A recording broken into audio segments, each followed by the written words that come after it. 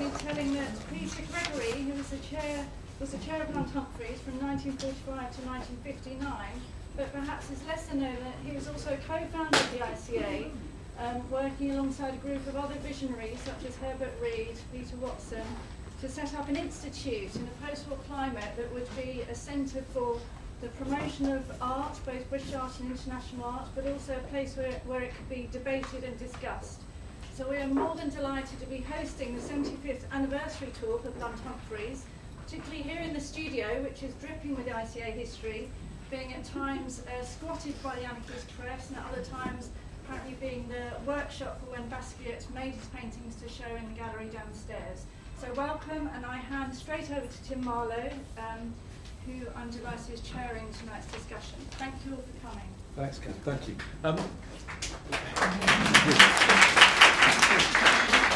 This is a kind of workshop. This is how we're envisaging it. And the subject is there such a thing as British art? It's not an Oxford-style debate where we'll eviscerate the question and come down either side, yes or no. The answer clearly is yes. The interest, but how, in what forms does it manifest itself? Is it meaningful and helpful these days, and so on? A year ago, Nathan and I were sitting in a pub in Durham. Nathan was taking part in an arts festival there, and he's taking part in arts festivals and exhibitions all around the world. One of the questions later in the evening I had with him, one of the questions I asked him, not knowing we were ever going to discuss it in this kind of situation, was, and I think it was in the context of well, it wasn't that impending at the time, but the Scottish referendum. And I said, do you consider yourself, or do you describe yourself as a Scottish artist, a British artist, or an artist? And he said, I'm proud to be a Scotsman. I live and work in Glasgow, but I'm an artist who works internationally.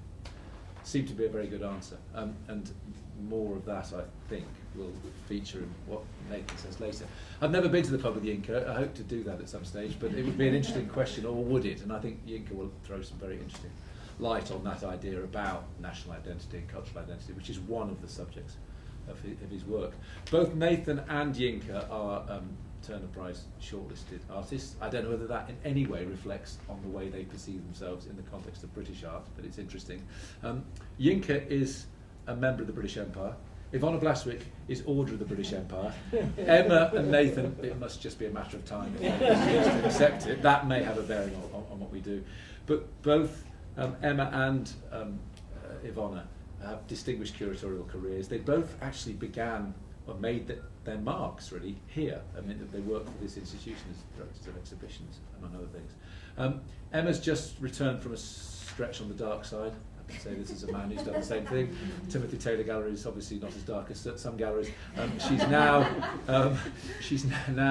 the director of visual arts at the British Council. So it's very good that she's agreed to come here, because she's got a lot to answer for and speak about, I think.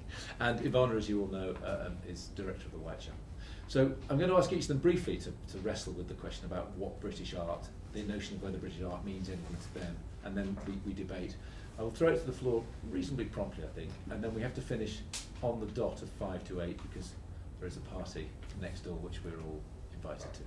I think we're coerced into going to, aren't we? Emma, let's start with you.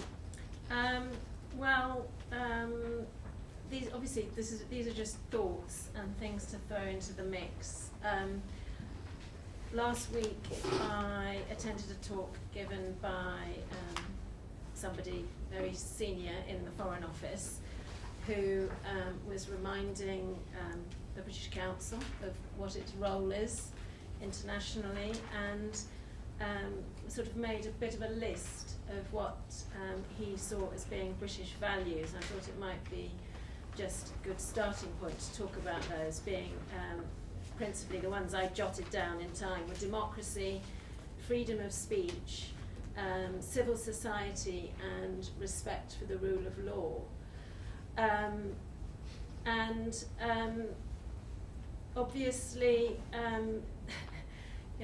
depending on your political outlook, you're going to decide whether these are still aspirations for us, or whether these are indeed things that we already achieved to an extent, and which we feel we can, in a sense, I think the idea for the British Council is to be able to kind of share some ideas about how to implement these values.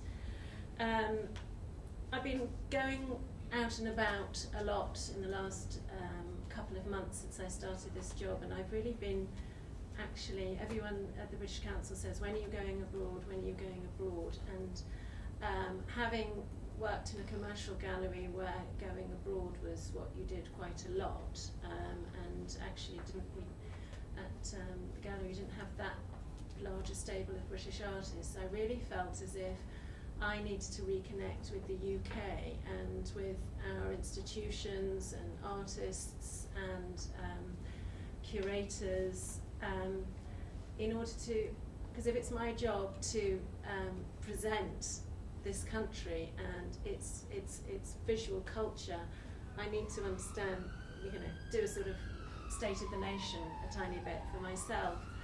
And in one of these conversations, so I'll just probably give an example of this, how I suddenly had a light bulb moment.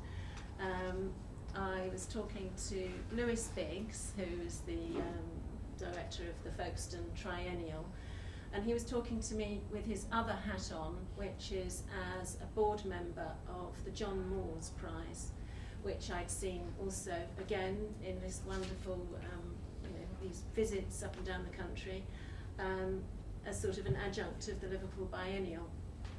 And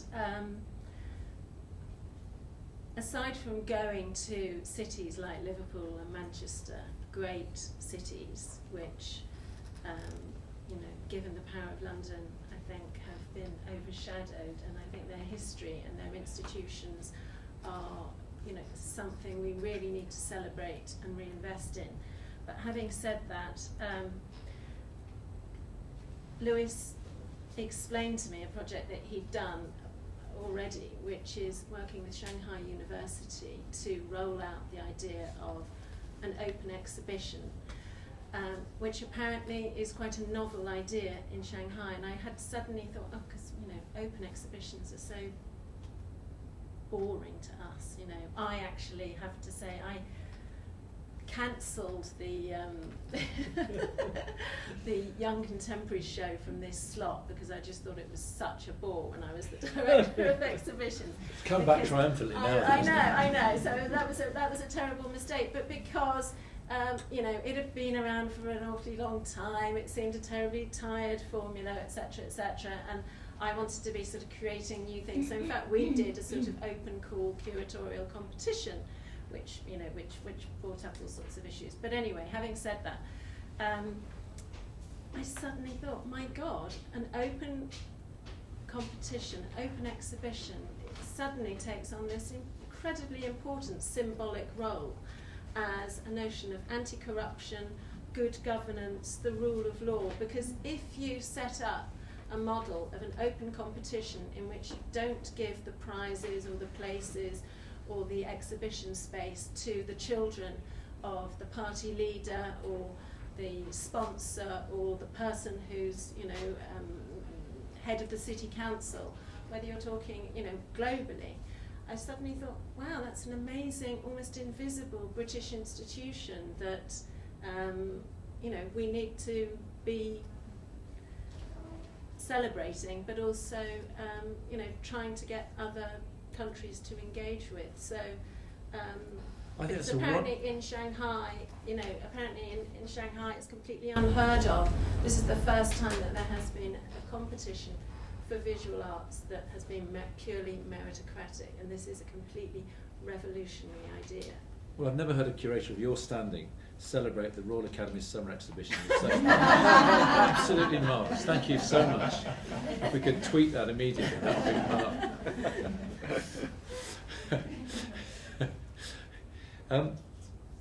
There's many things to pick up there, actually. But Yinka, what is your view on the notion of British art and its meaning? Is it something that you enjoy playing with, or is it something that is too nebulous to be helpful as an idea? I think we need to sort of update that and think about the Turner Prize, for example. Now, the Turner Prize is usually awarded to artists who live in Britain. Britain, they're not necessarily, I mean, are those artists British if they've lived here for 1 year, 2 years? And why is the Turner framed in that way? And I also, there are a number of questions actually to ask as well. I would say that the whole issue of multiculturalism in Britain is a kind of post-war phenomenon that Britain had to come to terms with. You know, after the war, obviously we all know what happened. You know, people had to come and work here. Now, people from the British colonies, you know, people have lived here pre-war, but it became particularly urgent post-war. Of course, we now have the questions now about the issue about multiculturalism itself, and is it actually a useful term? Has multiculturalism created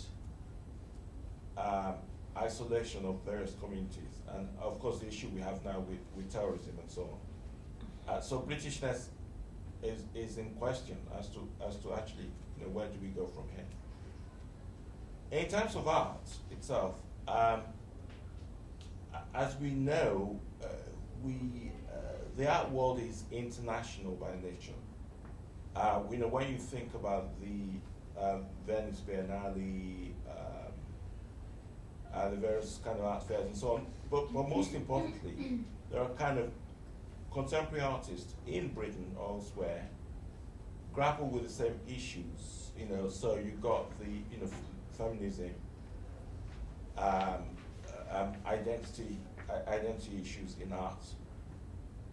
Most British artists are more or less working on the same, because as you know, in contemporary art world, we're very influenced by what comes out of America and international art. So you won't actually find a British artist that kind of wants to be parochial and won't actually operate within that. And of course, most importantly, feminism and the civil rights movement. And in this country, you know, you've got things like, you know, thought texts, various feminist texts. Those conversations, and then French continental theory, of course, which, you know, deconstruction, postmodernism, Roland Barthes. British artists are very much part of that conversation. So to produce some kind of parochial indigenous art, I think it's a sort of outdated concept. Most artists wouldn't want to see themselves in that way. Finally, I will just show you some of my own images. A lot of them kind of parody Britishness. This is a piece that was in the old library in Brighton called the British Library, but on the spines of the books, there are names of people who've come from elsewhere, but very much established within Britain. So there'll be people like Salman Rushdie and Rupert Murdoch, I see. Yeah, you know, well, to the Queen and you know, but so that's the installation that's what the installation actually looked like, and it's called the British Library. Probably about 10,000 books wrapped in the textiles that are known for. And then that's another very British work, Nelson's Ship in a Bottle. And it's got my seal there, it's YSMB on the bottle there. That's actually at the Maritime Museum. And this is Gainsborough, Mr. and Mrs. Andrews. Mr. and Mrs. Andrews without their heads. And well, this is kind of based on Hogarth's Rake's Progress, Diary of a Victorian Dandy. Some of you may be aware of that series. Shown on the London Underground, large posters on the London Underground.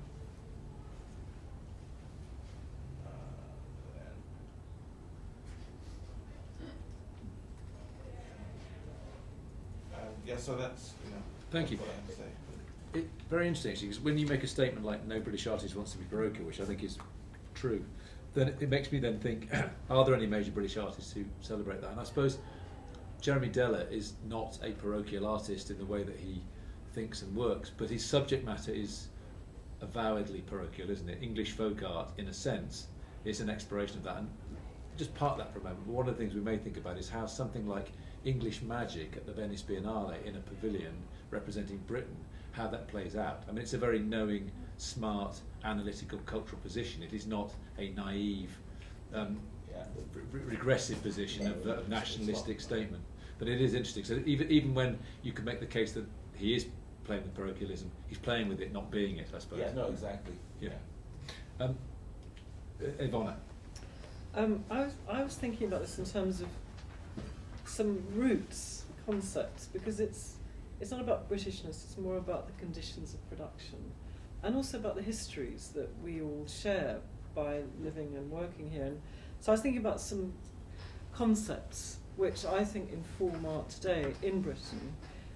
First and foremost, the Reformation, theatre, literature, rain, small rooms, cloudy skies, romanticism, colonialism, class, the abject, civil rights, realism. All of these things I feel are things that inform the way artists approach their work here. And the one space in which all of this is kind of tested out and which is unique to Britain is, of course, the art school. And I think that's one of the most signally unique aspects of the coming of age of artists is the role of the art schools.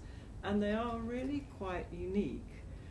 There are great art schools all over the world, but there's something about the way that art is taught here post-Hornsey, post the great Hornsey School of Art revolution in the 1960s, post, in fact, the work of the independent group, who were also here at the ICA, people like Victor Passmore and Richard Hamilton, who threw the whole model of copying from antiquity out of the window and brought in reality, mass culture, science, technology and so on into the discourse. And we know that these great art schools exist all over the country. One of the great pioneers in arts education was Maidstone School of Art, incredibly important. Today I think Leeds is a great school. Brighton is doing great things. And also at foundation and BA level, Glasgow, incredibly important.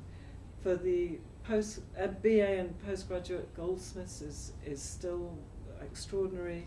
Chelsea, Central St Martin's, that conglomeration which is now known as the University of the Arts, Royal College, the Slade, and so on and so forth. And each one of them, again going back to what Emma cited at the beginning, is distinctive because they have a culture of criticism. They're not a culture of emulating a master or of continuing tradition. It's quite the opposite. It's constantly, I think, dismantling assumptions or dismantling what preceded it, or diving back into history and finding something new out of it. They are often not terribly well resourced, and people have to make do and get by within them. Of course, they are also a place where, up until recently, i.e. the fee structures changed, they were a place where people could transcend class. And that, I think, is another great thing about art schools and quintessential to British art, is it isn't located in one privileged class who has access to time and space. And because those art schools also were places where DJs and fashion designers and all these other kinds of creative people came of age, it also made the kind of art that was produced quite multivalent and quite locked into mass culture, I think, in many ways. So that, I think, is very, very striking about the conditions in which art is made. Two other points about that is that they're so cosmopolitan, as indeed are our cities, particularly London. And the other thing is that the market really didn't exist here, I would say, until the 90s. There were maybe 10 galleries of contemporary art, if that, maybe 5.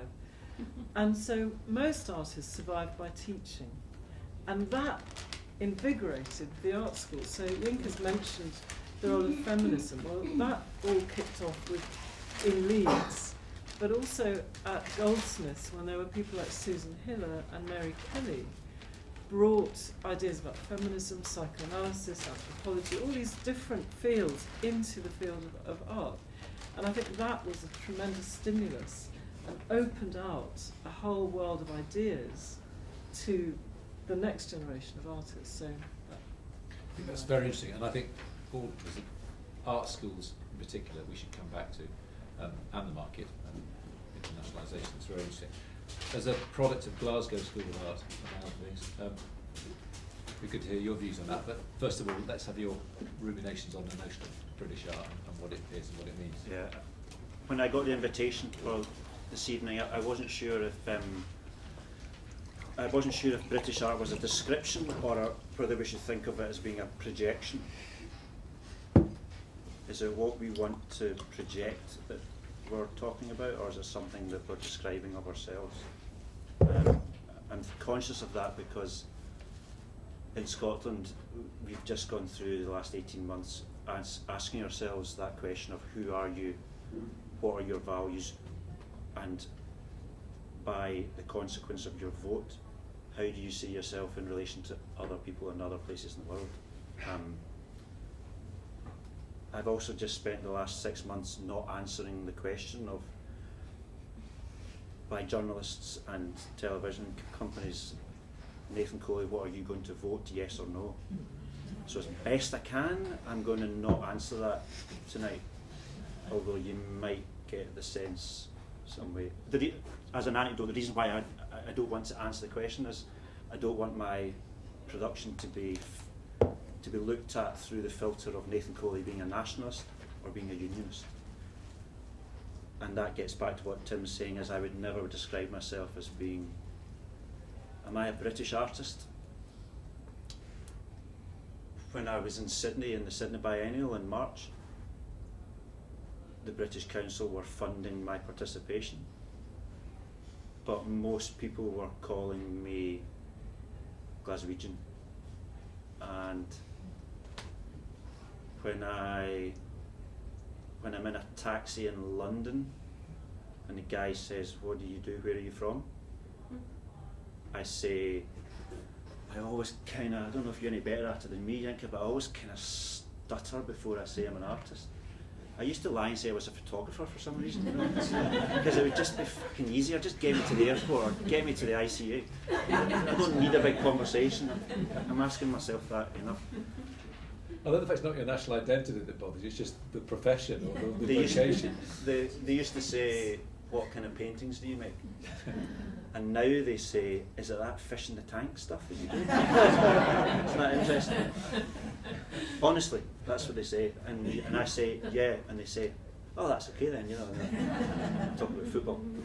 So this question of who I am, what my identity is, how I would describe myself to myself, or how I would describe myself to you, I think is very pertinent. And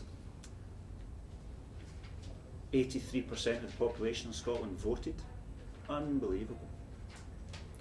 And we have been asking ourselves the question of national identity, personal identity, values, separation, inclusiveness, how we present ourselves to the world. And it's been really fascinating, and it's split families, it's split generations, it's split gender, it's split wealth. There's been no signifying group that it's identified. So I guess I guess I'm saying that because I don't want to be the guy from Scotland coming down and saying there's no such thing as Britain, because I don't believe that.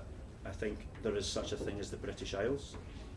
Whether you live in Wales or London or Shetland or Glasgow or Derry, I think we're part of a geography with different histories, and it's quite complicated. In fact, it's not, it's very complicated. I don't represent anybody though. I don't represent anybody other than myself, and so I don't have to be careful with what I say or what I do. there's no stakeholders in my studio apart from me, and so I'm so pleased I don't have to follow the rules of acting with democracy, freedom of speech, civil society, and law and order. That's not the role of artists.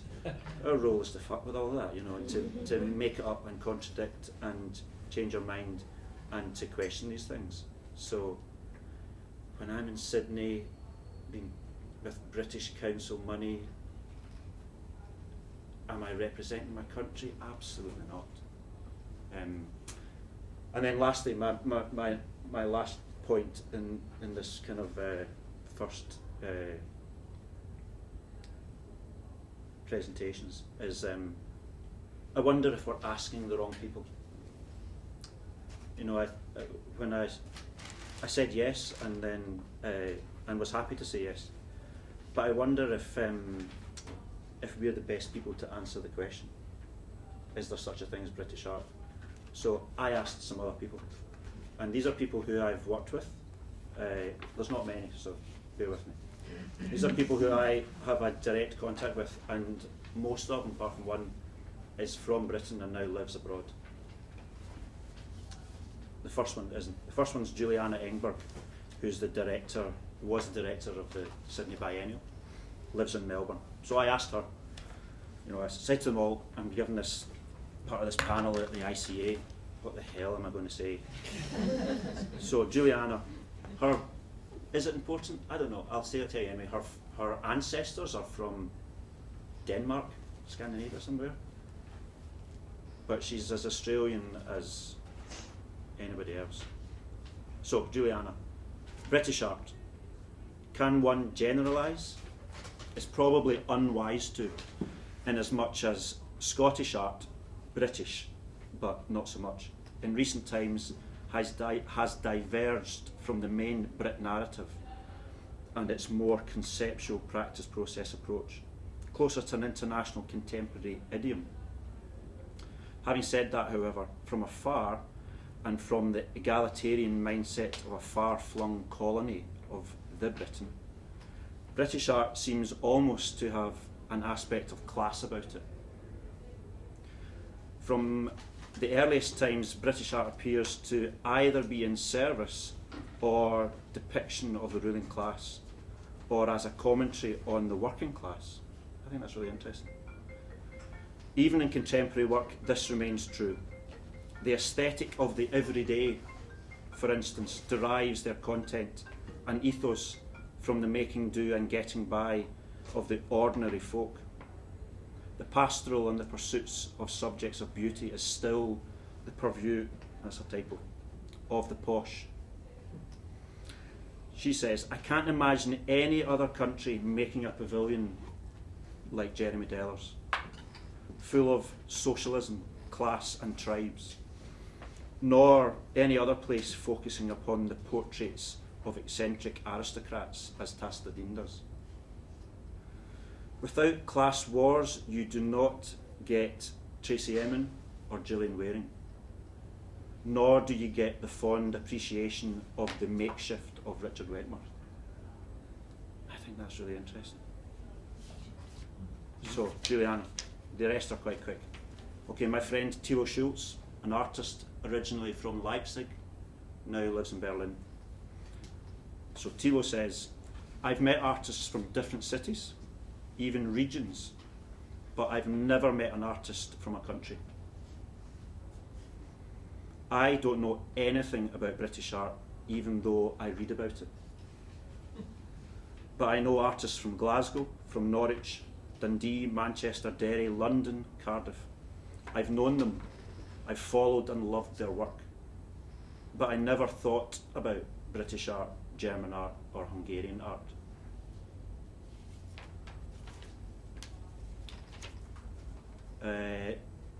Nina Mail, who's I used to work with, she worked with Honsha Venison Commercial Gallery here in London. She now is a dealer in Sydney. So I asked her, she says, I think the idea of a national art is becoming increasingly diluted to the point of obsolescence in our current ever more interconnected, globalised situation. I agree it's something of a redundant question, a point made by various national pavilions in the Venice Biennale, which these days often promote artists from different countries. It's quite interesting, you know. The German pavilion did Liam Gillick, French and German swapped. You know, will the British Pavilion ever show an artist that's not from Britain? Oh, Siama. Well, Nina says, is art an expression of national identity?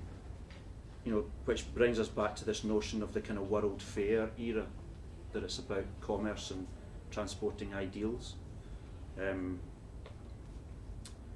She says, all that said, she does think there is a trend that can identify British art, and it's to do with strategies and approaches which might be loosely perceived as characterisation of British art taken in its entirety. So she's singling out a particular preoccupation with landscape and folk traditions, a tendency towards research-based practice, and perhaps an interest in the everyday. She says, of course, there's exceptions, and these are massive generalisations, and she finishes by saying, so in short, I'd say British art is dead, but long live British art. Okay, I'm going to read one more and maybe come back to the other one. So the last one is from an artist formerly from London, was part of what was loosely called the YBA, the Young British Artists, and she asked me not to tell you who she is. So, Anya Glaciu. So think for a minute, what do you think what would Anya say to the question I posed her? Is there such a thing as British art? I love her. So her answer is trees, hills and holes, green and brown, a lot of brown.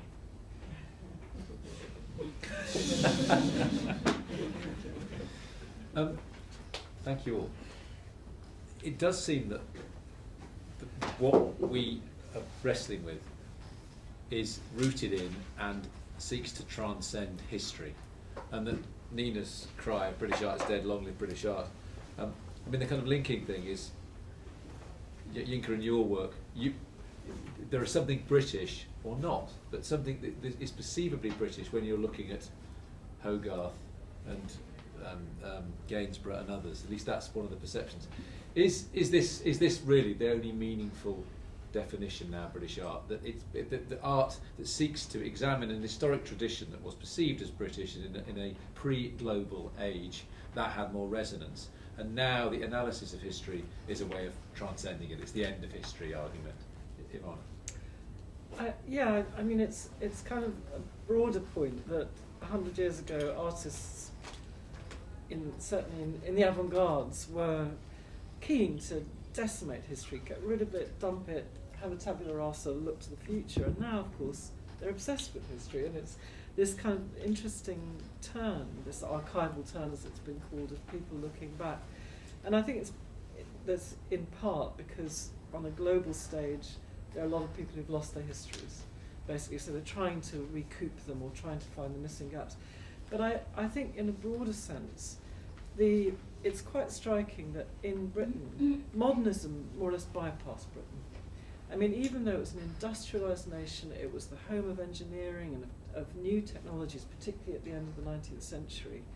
For some reason, modernism just couldn't take a hold here in the way that it did in Weimar or in Amsterdam or in Rio in the 60s. And that tells you something about the clinging to the past, I think, or the presence of the past always in the here and now.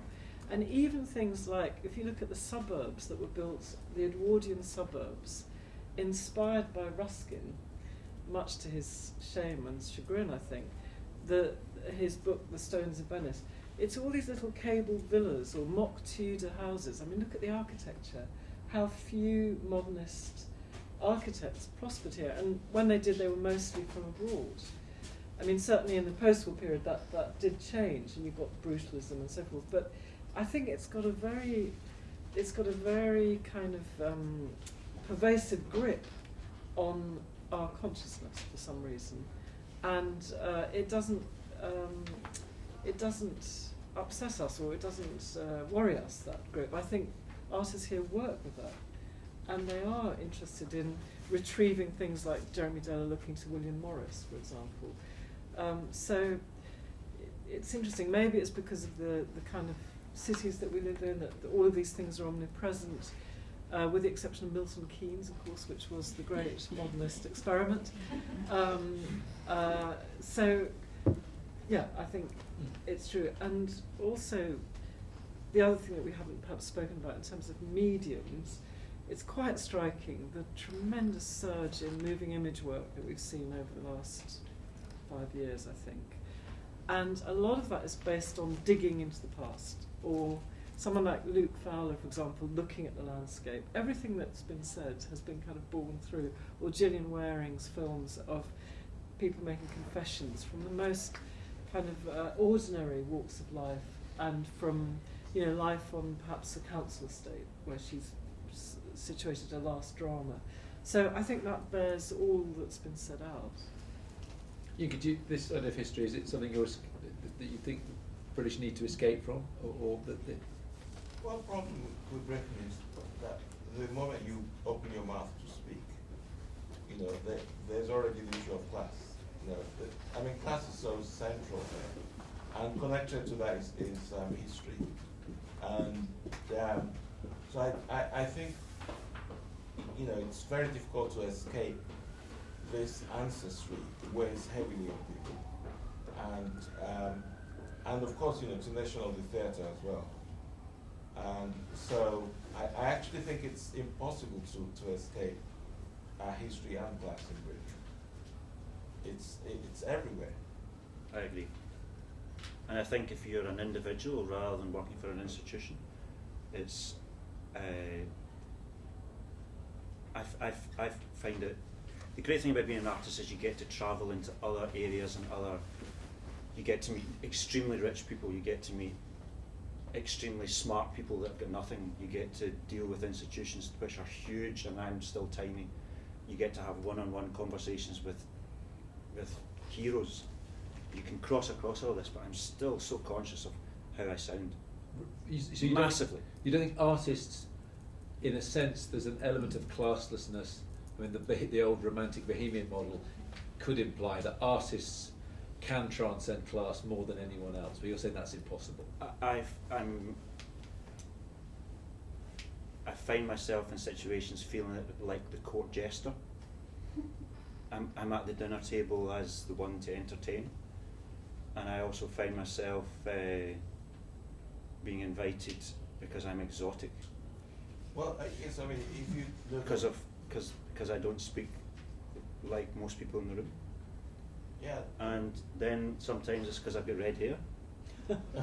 You know, so there's a lot before you even tell anything, you know. Yinka. Yes, and if you think of the group of very successful British artists, the so-called, you know, quote-unquote YBA, not all of them, but the vast majority of them are from working class backgrounds. And that does say something about British art in a way. You know, who entertains these, you know. So, but that's kind of curious. I mean, you know, there, you know, one or two people are not from working class backgrounds, but generally, the more sort of avant-garde artists tend to be. And I don't know if that makes any sense. What characterises a lot of that work is humour. You know, that actually satire, pantomime, carnivalesque. Yes. All these things come up, which is various ways of misbehaving and of trying to disrupt some sense of an establishment. Yes. That's very British. Very British. I mean, look Yes, at Sarah Lucas. You know, Hogarth, Turner, and I saw Mr. Turner recently. And actually, I wasn't expecting him to sound like that. For some reason, I thought Turner would be this really posh dude. Dad was a Cockney barber, but in the previous biopic in the 1970s, Leo McKern played him like a thespian, and it's quite interesting. So that may have had I'm not speaking for anybody else other than, you know, Nathan Coley. I'm not speaking for Glasgow or Scotland or artists, but I try to avoid labels as often as possible, and I'm not part of an institution. I'm not a member of any club, and so Celtic Football Club, I thought. I'm a member of Celtic Football Club. I knew that, by the way. I wasn't presuming the stereotype. There's this image that Tim and I are like always going out drinking and chatting, you know, once, Well, and then you're quoting me. Yeah, no, no. Well, Nathan, I would disagree with you on that, because if the fact that you're in this kind of privileged middle class. Am I? Yeah, you're doing biennales and so on. So you're very much part of. And that makes me middle class. Yes. Definitely, yeah. You've moved into that sort of. I moved down then, Because it's a privilege to be avant-garde, to be subversive, and I think it's quite a privilege to be doing that. Otherwise, you'd be working in the coal mines or something. that Thatcher left us. Yes. Yeah. But I think our position is privileged. I would agree. I don't know if it's middle class. It's interesting we have to frame it in those terms. Why can't it transcend class? I mean, it was always said about the YBA generation, they were Thatcher's children in the sense that they grew up knowing only Thatcherism. Thatcherism politically was the system. But wasn't the theory that many of them took the art world, the curatorial establishment, the institutional establishment, the market, as far as was possible by any generation previously working in Britain, on their terms, not on the terms of the establishment. Now, you may argue that they've become part of the establishment, but there's an argument that someone like Damien Hirst is still dealing with those pillars in his own terms. I mean, you may not like the way he deals with the market, but it's done on his terms. He plays it and critiques it and explores it on his terms. He does everything that the market says you're not supposed to do, for instance. I think there's a difference in terms of London. London is a global city. I come to London all the time. I'm a huge fan of London. I think London is great because it can be whatever you want it to be. There's very few cities in the world that's the case. It's not the same place that I live. London is London, and I think the rest of Britain is the rest of Britain. You know, the voices I heard on the tube I've been down today, this is the world. London is the world. And so if we take that logic to conclusion, then where do you find British artists? The ones that are living here, are they British artists? Or is there an argument you can say anyone that doesn't live in London is a British artist? And the ones that are living here are world artists. And I think that's an interesting way of looking at it, because the model, the roles, the reason, the location in your mind, geographical, is different. But there's the issue of globalization, and the art world is not excluded from that. No. In every field, you can't really escape globalization. And I think the industrialization of contemporary art, the biennales and so on, it's a kind of very global scene. One exhibition looks like another one, whether it's in Istanbul or in London. And British art is a part of that whole thing. The Frieze Art Fair, everyone comes to the city. I don't think Frieze is a British art though. I think Frieze is in London. Nothing British about it. It's absolutely. It's like saying the English Premiership is English.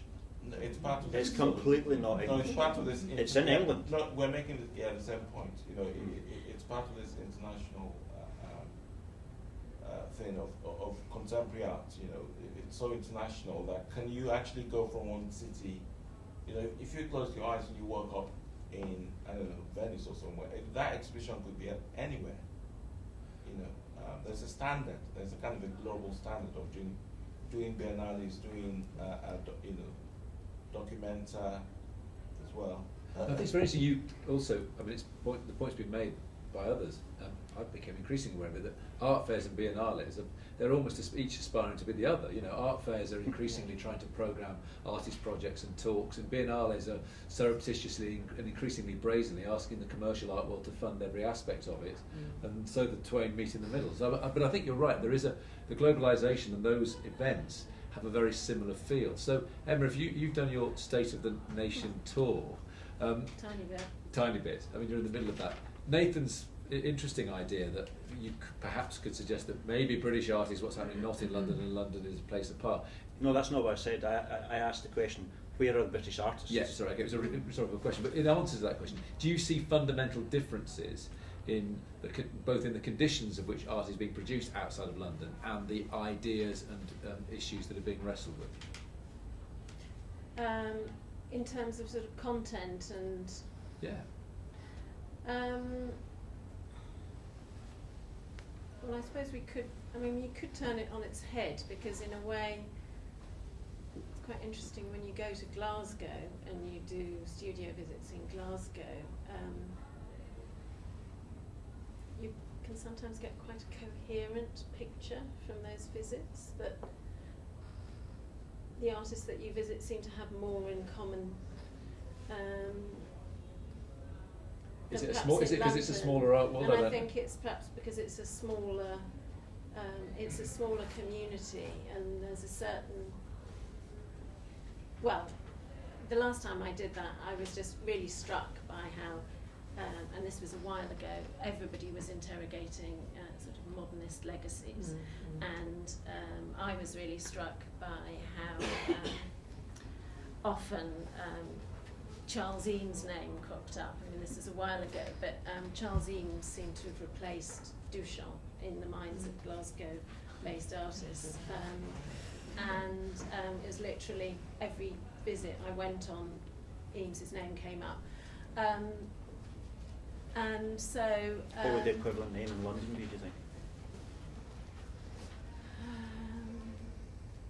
In Lebetkin. Ronald Reagan. I don't know, Ronald McDonald, or I'm not.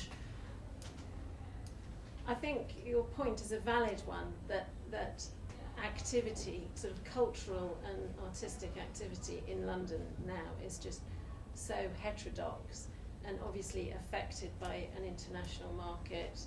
I mean, we're talking at a sort of high level, because obviously there are many artists living. Yeah. Let's not forget all the artists London living is the centre of the art world. We can't run away from that. It's the centre of the art world. But I think, and then when we're discussing British art, we need to be careful what it is we're describing, because the shadow that casts across everything is so big. But I think we may just about to be on the sort of cusp of some changes. Obviously, they're going to take a long time to come through, but given the cost of living in this city, unfortunately, I say unfortunately because I'm a Londoner, I think, certainly I know that the Arts Council is very keen to kind of replicate these sort of centres of excellence like Glasgow in cities, in English cities like Nottingham, Birmingham, Manchester, to really sort of try and figure out how to make little markets, possibly on a very small scale, but also how to create sort of supportive artist networks, again, build out from the art school. I mean, basically, actually to use what's seen as the success of Glasgow School of Art and its international identity, which clearly, it's interesting. We're not sitting here talking about Edinburgh. We are actually sitting here talking about Glasgow, really. But also, I'm not sitting here saying that there's anything wrong. I'm not saying, I really don't want it to be that Glasgow should be the centre of the world. No, but I'm just saying I think it's London's the centre of the world, we need to live with it. And it's heard, good that that's the case. I've sat in rooms where people are saying, we actually want to replicate the Glasgow experience in X, Y, and Z cities. I'm just saying that's what I've heard is on an agenda. Doesn't because work it's like that, I mean, of course it doesn't work like, because you also can't centrally plan these things either. But it is true that there are sort of artist-run spaces in Birmingham, Nottingham, that have really actually changed one's perceptions of what's happening there in the last, say, 10 years. You know, things like Moved in Nottingham and... Well, one thing I want to add also is that if we think back, that we've always been on the periphery, to be honest. I mean, London was a tremendously provincial city when I was a baby curator in the 1980s. For visual arts, yeah. There was virtually nothing going on here, and no market and so on. And perhaps as a consequence of that, I think there's a diffidence about British art, you know, a slight, it's always ironic, it's quite anti-intellectual, it's always hedging its bets a little bit, it's very sceptical, you know, and I wonder if now that the power has shifted here, which I really believe it has, whether that will change the way artists work, whether it makes them more confident, whether it will actually make them feel that they can be more risk-taking, or whether the opposite will happen, which has happened in New York, where everybody's so obsessed with the market and with their, you know, with their filling these massive galleries in Chelsea that it's become incredibly conservative. So it'll be interesting to see the successes can now what the impact will become be. the failure. You know? Yeah. I mean, in my lifetime, the two things that have had a massive effect on the taxi driver's perception of the question is the Tate, massive success in terms of the idea of visiting the Tate. Yeah. But a And symptom of the change. notion of the flaneur going and being a member of the Tate in my lifetime has completely changed. And then, if we think about work, the popularisation of contemporary art through the Turner Prize, those two things, massive effect on what the taxi driver thinks. Well, but you know, what really surprised me is the fourth plinth, Yeah. and how much taxi drivers have to say about the fourth plinth. They have very strong opinions about it. Yeah. And that's very interesting. It's a kind of a daily conversation. So now, you know, in the past, you know, I used to get, so what do you do? I used to say, oh, yeah, I'm an artist. And they say, is it oils or watercolors? Yeah. I'd say, oh, it's watercolors. You know, but now I just say, you know, ship in a bottle. And they go, oh, wow. Brilliant. Yes, you know, it's something very British. But you know, it's part of that public debate. The way that art is here is that, you know, because actually the artists I know from New York, they're always quite surprised at the way the British public is engaged in the conversation about art. Because they always say, oh, in the US, no one cares about what we do. You know, whereas over here, you know, it's in newspapers, it's part of the public debate. And I think that's a uniquely British, actually. But they haven't always cared, have they? The British haven't always cared about art. When Kenneth Clark... It's a very recent... I think so, yeah. Yeah, yeah. Well, it's a public debate in the way that Americans don't have that in New York. Just think about the wreath lectures that are started yesterday, and Grace Perry doing them last year. Anthony Gormley being asked to do it before. But No other culture in Europe would have those personalities being asked. Grace and Perry, would that happen in Germany? Not a chance. In America, don't think so. Yeah, that's uniquely British, actually, I think. That kind of public engagement. I think the reach of, I think the appetite, and Nathan's right, Turner Prize and Tate Modern really dramatically in the last 20 years changed the appetite of a very broad public for contemporary visual arts. And when you go to a provincial German museum and there is nobody going around it, and you go to a provincial British museum and there are, you know, children doing workshops all over the floor and everything around education, engagement, access. You know, we have a lot to kind of share with the rest of the world in terms of amazing practice. We have a lot to feel proud about, that we have free admission to museums, and that I think is the single most extraordinary achievement of British, you know, society. To retain that is absolutely essential in regard to culture.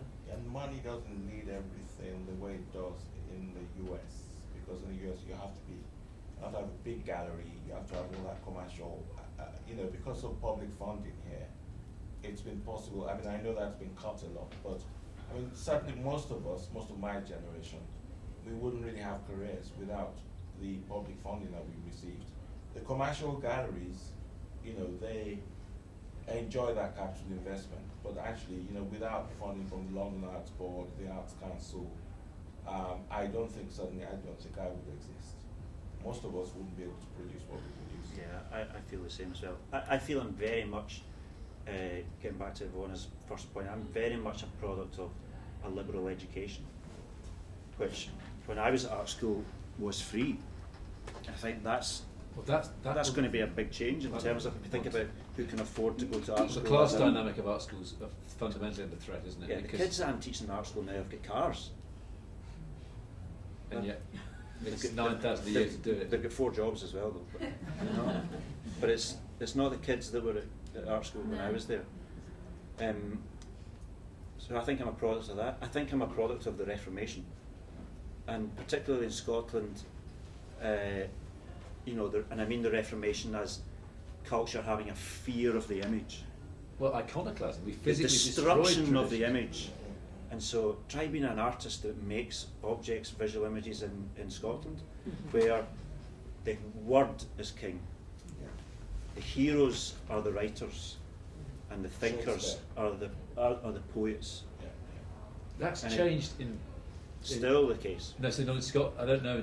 But I wonder if in London, that I think there's been a discernible change. I mean, it's an old story that Yeah. Kenneth Clark, when he was director of the National Gallery in the 50s, was asked about British art and said, "We've got no visual tradition. We're a literary nation." That the dominance of the cultural establishment by literary graduates now is much less than it was 20, 30 years ago in London. But we've got, we've got Tate Modern, which, I mean, the audience figures for Tate Modern is just phenomenal, in Britain, and that wasn't actually anticipated. I think what we've done is broaden it, which is the right thing to do, about the conditions in which art is made and seen. But it is interesting that if you talk about the Tate, for example, it still, for various cultural reasons, had to define itself or redefine itself as Tate Britain, Tate Modern. The Turner Prize, which you also cited as one of the buildings, is a prize for the most substantial contribution to British art in a given year. But what's interesting is those, you can call them all institutions of a kind, but all of them have played with the boundaries of what those institutions should be. I mean, even the conditions of the Turner Prize. No one has just, in a very conservative way, said, right, you've got to live in Britain, you've got to have a British passport, you've got to have been here all your life, and so on and so on. And it's more fluid than qualification for the Irish football team, isn't it, really? The most important British artists, Frank Ober, Freud, the most important British Epstein. artists are not from Britain. No. They don't have British ancestry. But that's interesting because there's so many names, but that's interesting that there's a way in which Britain can absorb people and they flourish, and then they become part of the establishment. there's a difference between being from and being of, I think. I can think of artists who are of London. They've made their career, and the conditions of working and their criticism and their peer group is they could only be the artist they are because of here. Are you from But they're Scotland? not. Are you from Glasgow and of Glasgow, or just from Glasgow? I think I'm probably both. I think my way of thinking is a product of my education. I think my sense of humour and my dry, some would call wit, is completely West Coast of Scotland. My sense of fair play, to a fault in business, I trust people and I don't lie.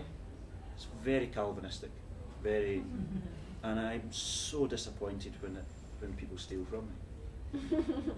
I'm shocked.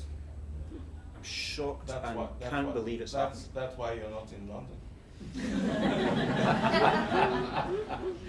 It's strange that I would describe those as being characteristics of being of and from Glasgow, but that's how I feel. Or maybe that's a particular upbringing, I don't know. 10 minutes, apologies, but it's been pretty intense actually up here. 10 minutes before we need to wrap up. Other comments, questions, ideally, but observations that people would like to make from the floor? Yes. I was really fascinated by all of this, but especially what Iwona said about the background to Britishness and the art colleges and all that, because obviously that kind of wonderful, we're in the afterglow, that is pretty well finished. They've been marketised, they've been transformed, as people said, the class thing has re-emerged in a new way with fees, blah, blah, blah. So really that whole foundation of what made the old Britishness is kind of gone, along with the Union, which is gone, and all these institutions that, like the British Council, British Take Britain, what will they become now, is the question. I mean, are we not in a new era now where the Britishness London became global modernism, it's all kind of come together, but now we're like in another phase. We're, as you said, on the cusp of something else that we don't know about yet, really what it's going to be, but it certainly can't go backwards. So Yeah. it's, Well, it's it very feels like that. interesting. And but it's kind of funny that that Nigel Farage never came up in this conversation. Good, now you've Because mentioned. Because that's a kind of a struggle for Britishness of some sort. It's Englishness, isn't it? Englishness. Not the same. But I think Yeah. your point about change also, I know Ryan Gander, for example, is trying to set up an alternative arts school in Sussex, I think. It's now cheaper to go and study in Germany or Paris, it's almost free actually, than to study here. So I think you're right, there is going to be a shift. And I know there's a big burgeoning studio movement in Sheffield, why not? And I think it's probably quite a good thing that it's people are being in a way forced to invent new models. If the old ones become too exclusive, which they are becoming, then we're very inventive, we're very entrepreneurial. I think we will see new kinds of institutions coming into being. Do you think your point about the Britain changing, the Union no longer, do you think the institutions, as we know them, do you think they should direct and reflect that change, or do you think they should be led by the change? I mean, I think I don't know the answer, but I think that, Well, they're going to have a crisis, aren't they? There must be a crisis, an identity crisis. If Britain as a should they union- react to the change, or should they direct and help the change for us all? I mean, Are you talking about art institutions? well, Colleges? the institutions, Maybe some of them should go, finish. Maybe not no, I think the British Council's I mean, good. like maybe have to be reinvented. Anish Kapoor said 2 nights ago at the Confederation of the Creative Industries Federation that's just been founded.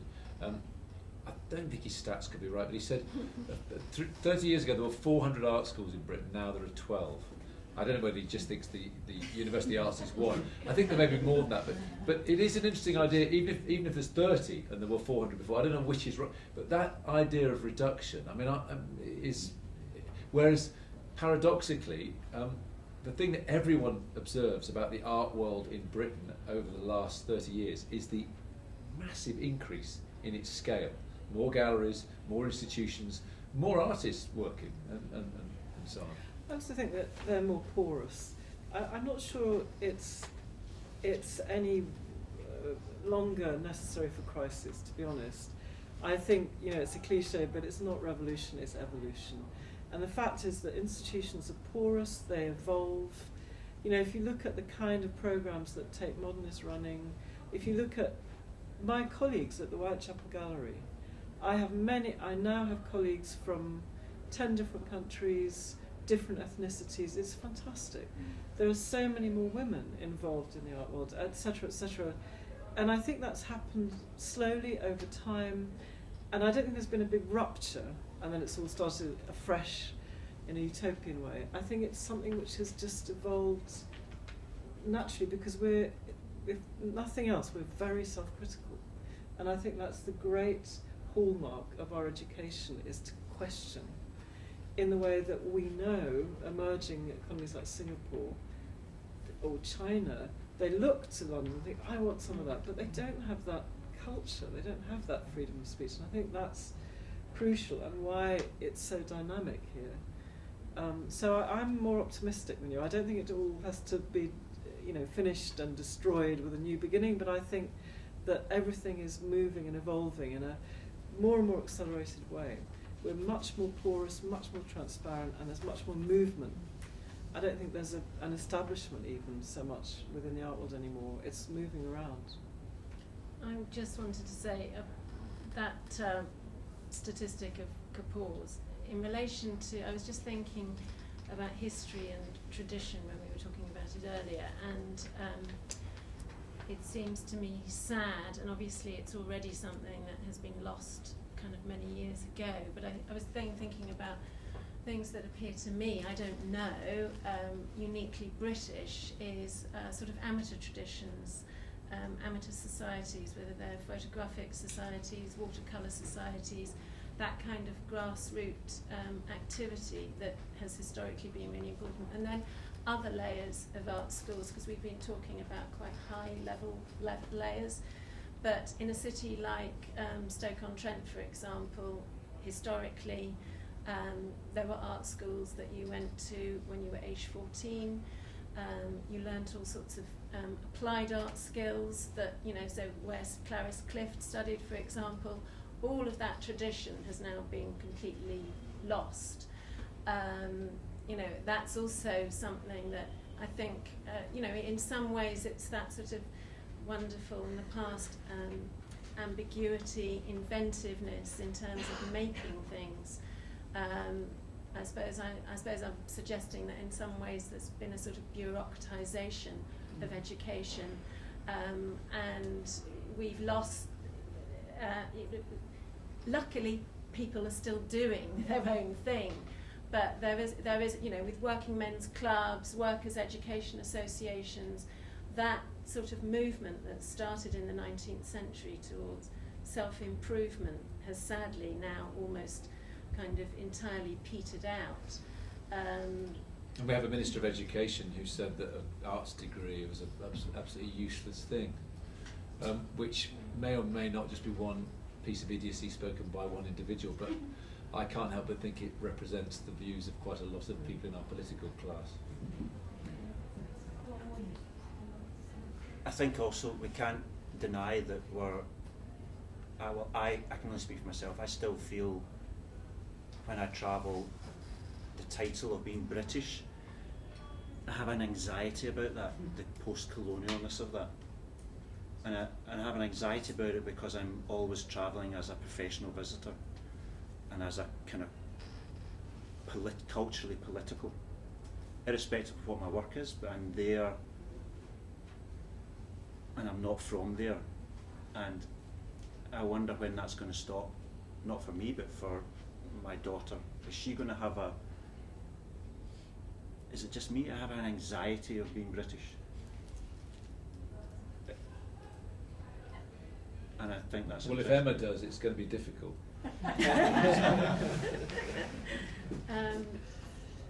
I think, we're all, after the referendum debate, we're all having to figure out what we think now about this. Must have been a big sigh of relief in your nation. offices, eh? You have to change all your stationery. I think it's still possible to imagine 4 nations, 1 country. I think that's how it's kind of Who currently came up with that phrase? described. You serious? 4 nations, 1 country? Or it might be 4 countries, That's 1 not nation. I can't I really think it remember. probably is that, I'm sorry, I haven't. And 35 languages. But yeah, I suppose it's reimagining what the union is and figuring out what those bonds are, how tight or loose they've become. 4 countries, 1 nation. Great. I have to draw things to a close. I can only do it in a very British way by saying, should we all go and have a drink? But the conversations can at least continue next door with the party. But can I thank the speakers, Yinka, Emma, Nathan.